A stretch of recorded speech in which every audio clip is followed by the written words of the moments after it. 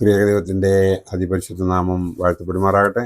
കർത്താവിൽ പ്രിയ വിശ്വാസിനി വിശ്വാസികളുടെ സമൂഹമേ കുഞ്ഞുങ്ങളെ, നിങ്ങളെ ഏവരെയും വീണ്ടും വരുമെന്ന് അരുളി ചെയ്ത് സ്വർഗാരോഹണം ചെയ്ത കർത്താവായ യേശുക്രിസ്തുവിന്റെ നാമത്തിൽ എൻ്റെ സ്നേഹവന്ദനം. എല്ലാവർക്കും ഒരു നിറഞ്ഞ ഓണാശംസകൾ അർപ്പിച്ചുകൊണ്ട് ഇന്നലെ നിങ്ങൾ എല്ലാവരും അത് വളരെ സന്തോഷമായി ദൈവത്തിൽ സമർപ്പിച്ചുകൊണ്ട് ആഘോഷിച്ചു എന്ന് കരുതട്ടെ.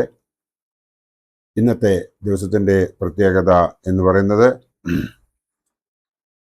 ഈ വർഷത്തിലെ 239 ദിവസമാണ്. ഇന്നത്തെ ചിന്താവിഷയം: ഈ വരുന്ന 8 നോമ്പ് കാലത്ത് നിങ്ങളെ ഉപദ്രവിക്കുന്നവർക്ക് വേണ്ടി പ്രാർത്ഥിപ്പീൻ. ഈ വരുന്ന, അതായത് 1-ാം തീയതി മുതൽ തുടങ്ങുന്ന 8 നോയമ്പിൽ നിങ്ങളെ ഉപദ്രവിക്കുന്നവർക്ക് വേണ്ടി പ്രാർത്ഥിപ്പീൻ എന്നതാണ് ഇന്നത്തെ ധ്യാന വിഷയം. ഇന്ന് 610 എപ്പിസോഡ് പബ്ലിഷ് ചെയ്യുന്നതിനായി ദൈവത്തിൽ ശരണപ്പെടുന്നു. ഭാഷാശാസ്ത്രജ്ഞനായ നോം ചോസ്കി പറയുന്നത്, നിങ്ങളുടെ ഭാഷ, ഉദ്ദേശ്യം, ഉപകരണങ്ങൾ എന്നിവ തിരഞ്ഞെടുപ്പിന് വിധേയമാക്കേണ്ടതുണ്ട്. വൈവിധ്യങ്ങളെ ഉൾക്കൊള്ളണമെങ്കിൽ ചലനാത്മകങ്ങളായ തീരുമാനങ്ങൾ കൂടിയേ തീരൂ. നോമ്പ് വൈവിധ്യങ്ങളെ ഉൾക്കൊള്ളുന്ന ഒരു തീരുമാനം കൂടിയാണ്, അല്ലെങ്കിൽ തീരുമാനങ്ങളിലേക്ക് എത്തിച്ചേരുവാനുള്ള ഇടനാഴിയാണ്. ക്രിസ്തുവിന് വേണ്ടി ഉറച്ച തീരുമാനങ്ങൾ എടുക്കാം. 3 തരത്തിലുള്ള തീരുമാനങ്ങൾ അനിവാര്യം ആണ്. ഒന്നാമത്തേത് വ്യക്തിപരം. നിങ്ങളുടെ ജീവിതത്തിൽ അനുവർത്തിക്കേണ്ട വ്യതിയാനങ്ങളെക്കുറിച്ച് ബോധവാന്മാരാകുകയും ദൈവകൃപയിൽ ആശ്രയിച്ച് തിരുത്തലിൻ്റെ തീരുമാനങ്ങൾ എടുക്കുകയും വേണം. രണ്ടാമത്തേത് സാമൂഹ്യം. ഒരുപറ്റം ആളുകൾക്കോ കൂട്ടായ്മയ്ക്കോ തീരുമാനങ്ങൾ എടുക്കാം. സാമൂഹികമായ അത്തരം തീരുമാനങ്ങളിലാണ് സാമൂഹിക നിയമങ്ങൾ ഉരുത്തിരിയുന്നത്. സമൂഹത്തിൻ്റെ ഉന്നമനത്തിനായുള്ള നിഷ്കർഷങ്ങളും നിബന്ധനകളും ഉരുവാകണമെങ്കിൽ സാമൂഹികമായ തീരുമാനം അനിവാര്യമാണ്. മൂന്നാമത്തേത് അപരന് വേണ്ടിയുള്ള തീരുമാനങ്ങൾ. അത്തരം തീരുമാനങ്ങൾ വ്യക്തിപരവും സാമൂഹികപരവുമായ നിലപാടുകളെ പോലും മാറ്റിമറിച്ചേക്കാം. പോപ്പ് ഫ്രാൻസിസ് പ്രഖ്യാപിച്ചിരിക്കുന്ന കരുണയുടെ വർഷം അവസാനിച്ചെങ്കിലും അതിൻ്റെ തുടർ ചലനങ്ങൾ ഇനിയും ഉണ്ടാകേണ്ടിയിരിക്കുന്നു. അങ്ങനെയെങ്കിൽ അപരനു വേണ്ടി ആരും കാണാത്ത സമയങ്ങളിൽ, ആരും അറിയാത്ത ഇടങ്ങളിൽ നന്മ വിതറുന്ന സുഹൃത്തിനു വേണ്ടി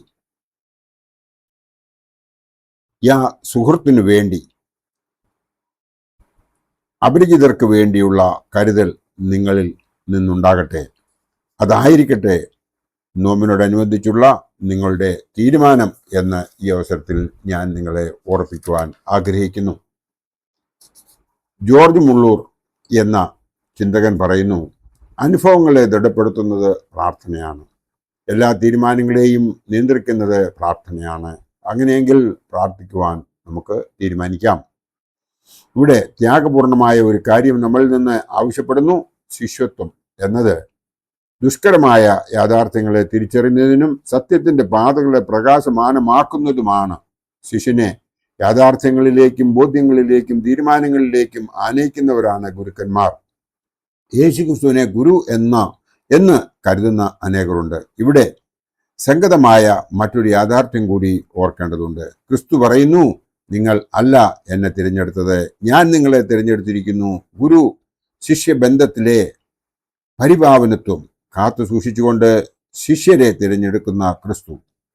ഓരോ തിരഞ്ഞെടുപ്പും തീരുമാനങ്ങളുടേത് ആണ് എന്ന് ഓർമ്മിപ്പിക്കുന്ന ക്രിസ്തു പുതിയ പാഠം പുതുമയോടെ ഇവിടെ അവതരിപ്പിക്കുന്നു. ശത്രുക്കളെ സ്നേഹിപ്പീൻ എന്ന് പറയുന്ന ക്രിസ്തു ഒരു പടി കൂടി കടന്ന് നിങ്ങളെ ഉപദ്രവിക്കുന്നവർക്ക് വേണ്ടി പ്രാർത്ഥിക്കുകയും എന്നുകൂടി പറയുന്നു. അപരനു വേണ്ടി പ്രാർത്ഥിക്കുവാൻ ഒരുപക്ഷെ നിങ്ങൾക്ക് കഴിയുമായിരിക്കും. എന്നാൽ അറിഞ്ഞുകൊണ്ട് നിങ്ങളെ ഉപദ്രവിക്കുന്നവർക്ക് വേണ്ടി പ്രാർത്ഥിക്കുവാനുള്ള ദൗത്യം ഏൽപ്പിക്കുന്നു.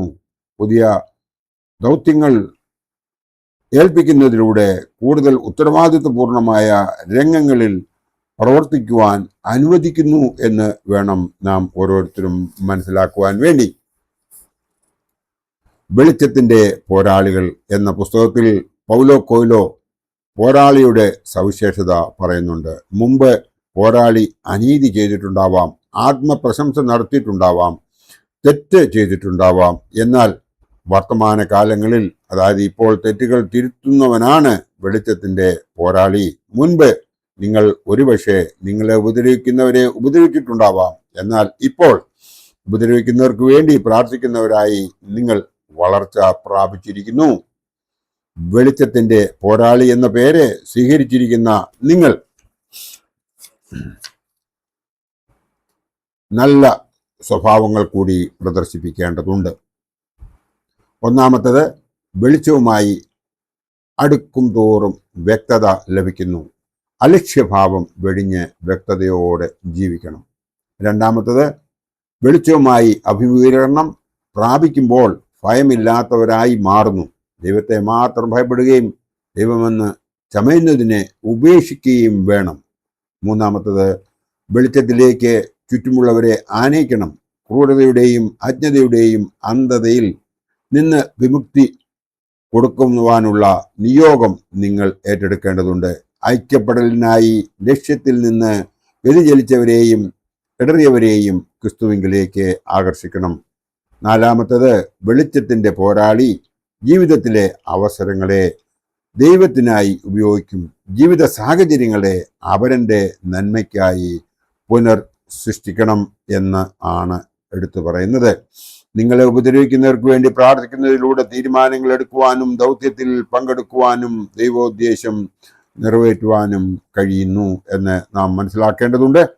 ഒരു മനുഷ്യൻ സർവ്വലോകവും നേടിയാലും അവൻ്റെ ആത്മാവ് നഷ്ടപ്പെട്ടാൽ അവന് എന്ത് പ്രയോജനം എന്ന ചോദ്യത്തിലൂടെ യേശുക്രിസ്തു ആത്മാവിൻ്റെ ശക്തി പഠിപ്പിക്കുന്നു.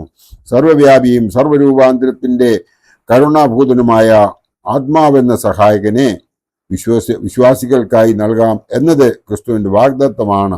ആ വാഗ്ദത്തം ഏറ്റെടുത്ത് പുതിയ അഭിഷേകത്തോടെ പ്രവർത്തിക്കുവാൻ നോമ്പുകാലം നമ്മെ സഹായിക്കുന്നു. നിങ്ങളെ ഉപദ്രവിക്കുന്നവർക്ക് വേണ്ടി പ്രാർത്ഥിക്കുന്നതിലൂടെ. ഇവിടെ നാം മനസ്സിലാക്കേണ്ടത്, ആ ബൈബിളിലെ ഇയ്യോബിനെ കുറിച്ച് നിങ്ങൾക്ക് അറിയാം എന്ന് കരുതട്ടെ. ഇയ്യോബിൻ്റെ പുസ്തകത്തിൽ വളരെ ക്ലിയറായിട്ട് 42-ാം അധ്യായത്തിൽ പറയുന്നത്, ഇയ്യോബ് തൻ്റെ കൂട്ടുകാർക്ക് വേണ്ടി പ്രാർത്ഥിച്ചപ്പോൾ കൂട്ടുകാർക്ക് പാപമോചനം കിട്ടിയെന്ന് മാത്രമല്ല, ഇയ്യോബിന് നഷ്ടമായ എല്ലാ സംഗതികളും മക്കൾ സഹിതം അവന് തിരികെ ലഭിച്ചു എന്ന് നമുക്കതിൽ നിന്ന് മനസ്സിലാക്കുവാൻ സാധിക്കും. അതുകൊണ്ട് മറ്റുള്ളവർക്ക് വേണ്ടി പ്രാർത്ഥിക്കുക എന്നുള്ളത് നമ്മളുടെ ഉത്തമമായ കടമയാണ്.